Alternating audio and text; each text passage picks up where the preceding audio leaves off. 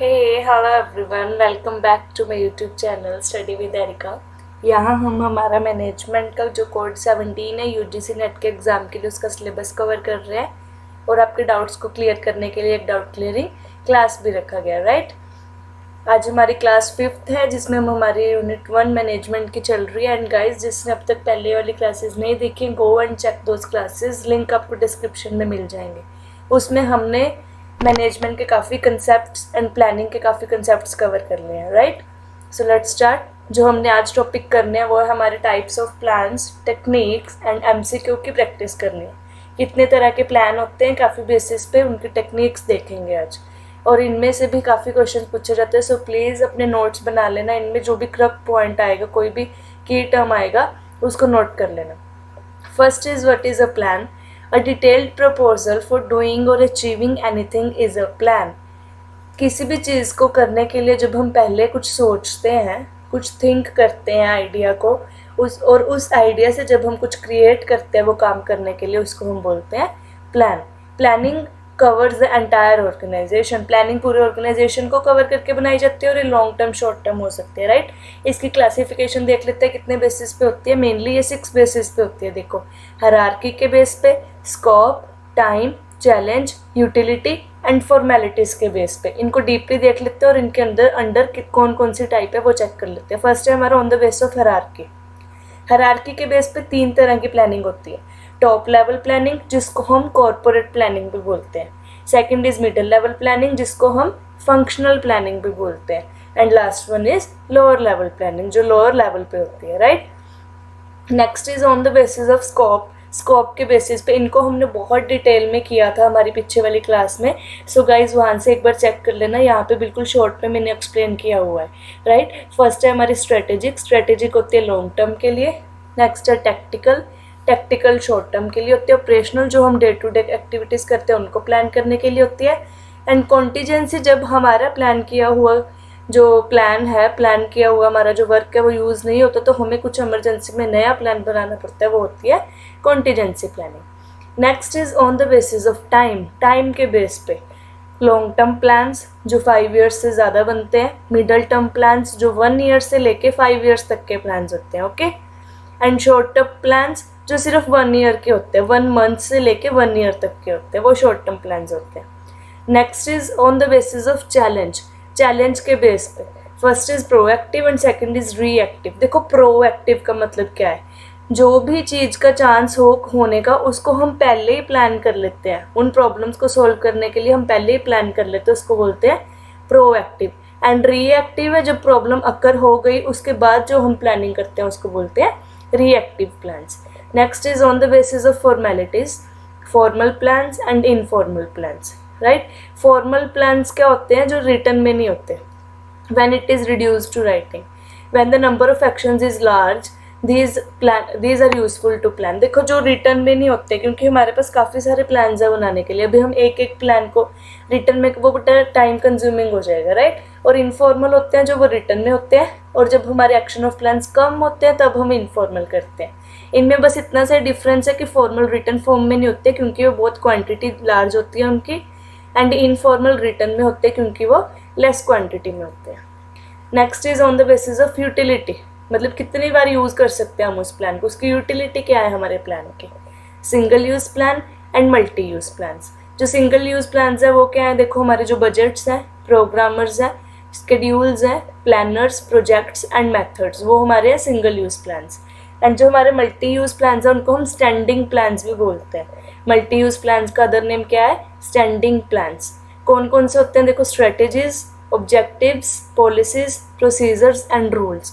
देखो, इसमें हम एक एग्जांपल ले सकते हैं। जैसे मान लो हमारी ऑर्गेनाइजेशन का कोई रूल है, डिसिप्लिन बनाने का रूल है, अभी हम उस रूल वाले प्लान को मल्टी यूज़ कर सकते हैं ना, मतलब वो हमारी ऑर्गेनाइजेशन का एक्सटेंडिंग प्लान है, राइट, तो वो मल्टी यूज़ प्लान्स में आता है। Next is techniques of planning. Types इतनी थी हमारे पास, 6 बेसिस थे टाइप्स के। अभी हम देख रहे हैं इसकी टेक्निक्स क्या है प्लानिंग की।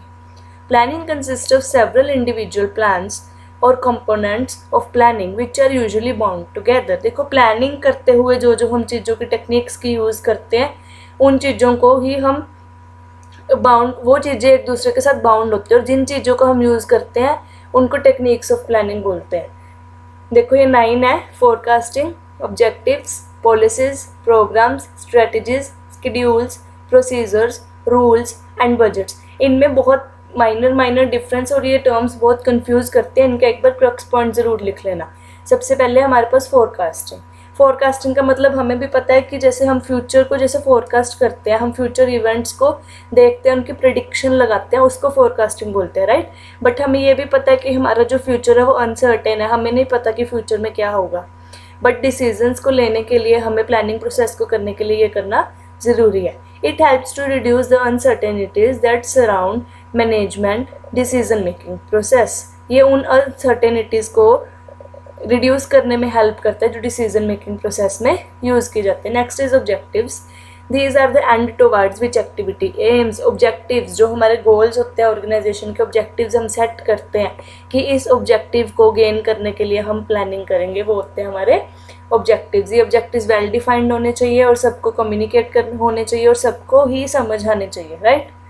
Next is policies. हमारी ऑर्गेनाइजेशन की पॉलिसीज़ क्या है? देखो कॉन्टेंट और डोनल ने डिफाइन किया है पॉलिसीज़ को। पॉलिसीज़ आर जनरल स्टेटमेंट्स और अंडरस्टैंडिंग्स विच गाइड और channel thinking in decision making of subordinates. Policies एक ऐसी जनरल स्टेटमेंट्स हैं जो गाइड करती हैं सबॉर्डिनेट्स को ताकि वो डिसीजन ले सके। मतलब ये एक ऐसे जनरल स्टेटमेंट्स होती है हमारी ऑर्गेनाइजेशन की जिनके थ्रू, जिनके बेस पे हम डिसीजन मेकिंग प्रोसेस करते हैं, right. So policies act as guide to thinking and action of subordinates in the organization. It should be clearly prescribed and understood by all. Obviously policies भी clearly described होनी चाहिए और सबको समझ आनी चाहिए. Next is programs. It refers to the course of action of work to be carried out in proper sequence for the purpose of achieving specific objectives. Programs का मतलब देखो यहाँ क्या है कि ऐसे course of action work carry किए जाने चाहिए हमारी ऑर्गेनाइजेशन में जो हमारे ऑब्जेक्टिव्स को अचीव करने में हेल्प करेंगे. नेक्स्ट इज स्ट्रेटजीज हमने स्ट्रेटेजिक प्लान्स में बहुत डीपली समझा था क्या होती हैं स्ट्रेटजीज सबसे पहली बात तो लॉन्ग टर्म होती है और टैक्टिकल प्लान इस स्ट्रेटेजिक प्लान को सपोर्ट करते हैं, राइट. एक बार डेफिनेशन देख लेते हैं जो कुन्स एंड हंस वेनरिच ने दी है. A general program of action and use of resources to attain comprehensive objectives. एक जर्नल प्रोग्राम एक्शन करना, स्ट्रेटेजी प्रिपेयर करनी ताकि हम अपने ऑब्जेक्टिव्स को अचीव कर पाए. नेक्स्ट इज स्केड्यूल्स देखो जो हम अपने ऑपरेशन को लेके बनाते हैं. जैसे हमने वीकली स्केड्यूल बनाया, हमने मंडे को ये टास्क करना है, ट्यूसडे को ये टास्क करना है, राइट, अपने पूरे वीक का. तो ये एक टाइम को फिक्स करने के लिए एक ऑपरेशन होता है schedules. Next is procedures. Procedures are plans that establish a required method of handling future activities. Procedures एक ऐसे plans होते हैं जो future की activities को handle करने में help करते हैं. Procedure एक chronological order में sequence होता है. देखो आगे एक example दी हुई है procedure की. जैसे ये procedure है, step 1, step 2, step 3, step 4 दिए हुए हैं इसमें, right? ये employee with grievance का procedure है. ये just आपको example देने के लिए यहाँ दिखाया गया है कि procedure होता क्या है. इस प्रोसीजर के थ्रू हमें पता है कि अगर हमें ये टास्क करना है तो हमें स्टेप 1, फिर स्टेप 2, फिर step 3 and then final step पे आना है, राइट. अगर कोई डिस्प्यूट होता है हमारे एम्प्लॉयज़ के बीच में, ये उस चीज़ का प्रोसीजर है. तो इट मीन्स कि प्रोसीजर हमें ऑब्जेक्टिव्स को अचीव करने में इस तरह से हेल्प करते हैं. Next is our rules. They spell out specific required actions और non actions following no direction. ये सिंपल टाइप के प्लान होते हैं जो हमें बताते हैं कि हमारी ऑर्गेनाइजेशन में क्या एक्शन होना चाहिए एंड क्या एक्शन नहीं होना चाहिए. डायरेक्शन प्रोवाइड करते हैं सिंपली. ये एग्जांपल दी हुई है देखो रूल्स की. जैसे इसमें 6 रूल्स टू सिंप्लीफाई वर्क दिए हुए हैं कि आपके वर्क को कैसे सिंप्लीफाई किया जा सकता है, right. Next is our budgets. Budgets क्या होते हैं? सबसे पहले की बात तो ये न्यूमेरिकल फॉर्म में होते हैं, राइट, कि हमें हमारी जो ऑर्गेनाइजेशन है उसमें कितना बजट बनाना है, उसका बजटरी कंट्रोल कैसे करना है. A budget is a statement of expected results expressed in numerical terms. A budget may be expressed in financial terms or in terms of labor hours, right? कि हमारी लेबर आवर्स कितने हैं, हमारे products कितने बन रहे हैं उतने आवर्स में, हमारी मशीन्स कितने आवर्स काम कर रही हैं, right. It helps to control the action by comparing budgetary and actual results. हम बजटरी कंट्रोल भी कर सकते हैं कि हमने क्या बजट बनाया था एंड एक्चुअल परफॉर्मेंस क्या रही उस बजट की, और उन दोनों में हम कंपैरिजन कर सकते हैं. ये बजट की एग्जांपल दी हुई है देखो. जैसे ये दिखा रहा है उसको उनको कि हमने ये बजट क्रिएट किया, वो अपने मैनेजर को दिखा रहा है कि इस महीने का ये हमारा बजट है, राइट। सो आज का टॉपिक हमारा यहीं ख़त्म होता है। डाउट्स प्लीज़ आप डाउट क्लियरिंग सेशन के लिए कमेंट सेक्शन में लिखा करो, एंड अगर आपको क्लास अच्छी लगती है तो थम्स अप दिया करो। अब हम हमारे एमसीक्यू प्रैक्टिस करते हैं। Our first MCQ is an outline of the fundamental purpose of an organization is called its। ये हमने कल किया था। देखो, outline of fundamental purpose of an organization, एक ऑर्गेनाइजेशन का फंडामेंटल पर्पस क्या है वो कौन बताता है? मिशन स्टेटमेंट, ऑब्जेक्टिव, पॉलिसी और all of the above.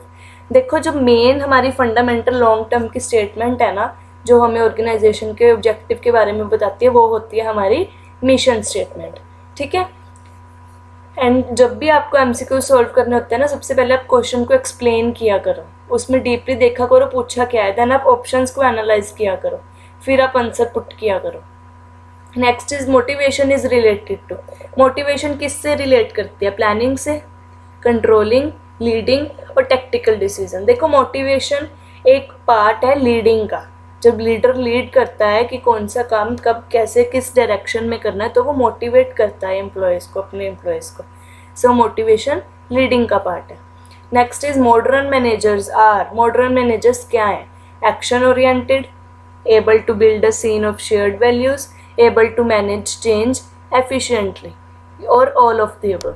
Modern managers मतलब आज के जो मैनेजर्स है वो क्या है? देखो, वो काफ़ी एक्टिव हैं, वो काफ़ी टेक्नोलॉजीज़ का भी यूज़ करते हैं, एंड वो न्यू अपॉर्चुनिटीज़ आइडियाज़ को भी लेके आते हैं। सो इसमें all of the above answer आएगा, एज कि वो एक्शन ओरिएंटेड भी हैं एंड वो सीन को भी बिल्ड करते हैं, मैनेज चेंज एफिशिएंटली भी करते हैं। सो इसका आंसर है all of the above. Next is थोड़ा लॉन्ग क्वेश्चन है, ध्यान से पढ़ना गाइस।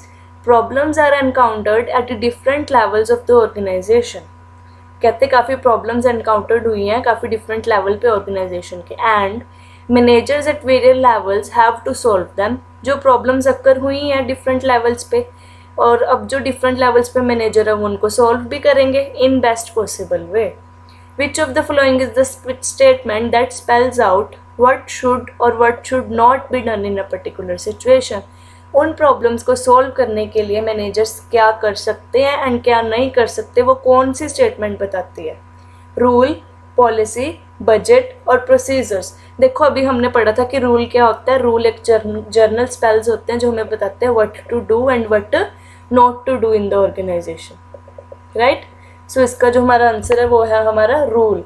रूल्स हैं जो वो हमें बताते हैं कि क्या करना है ऑर्गेनाइजेशन में, क्या नहीं करना है। Next is management by exception means.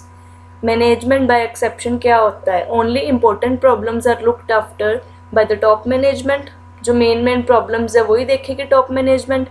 Rewarding the efficient and punishing the inefficient. जो एफिशिएंट वर्कर्स है उनको रिवार्ड प्रोवाइड करना, एंड जो इनएफिशिएंट है उनको पनिशमेंट प्रोवाइड करना। बोथ ए एंड बी और नन ऑफ द अबव। देखो, मैनेजमेंट बाय एक्सेप्शन क्या होती है? Only important problems are looked after the top management. जब टॉप मैनेजमेंट ओनली इंपॉर्टेंट चीज़ों को लुक करते हैं और बाकी चीज़ों को डेलीगेट कर देती है मिडल एंड लोअर लेवल पे, उसको हम बोलते हैं मैनेजमेंट बाय एक्सेप्शन। हमारी नेक्स्ट क्लास के जो टॉपिक्स है वो है हमारे introduction to organizing and process of organizing. Very important आपका प्रोसेस ऑफ ऑर्गेनाइजिंग। हमारा फर्स्ट जो प्लानिंग था वो कंप्लीट हो गया, कल हमारी ऑर्गेनाइजिंग शुरू हो जाएगी गाइस, ठीक है। गिव थम्स अप अगर क्लास अच्छी लगी हो, सब्सक्राइब एंड शेयर करना मत भूलना, and stay tuned with study with Erica. Thank you so much.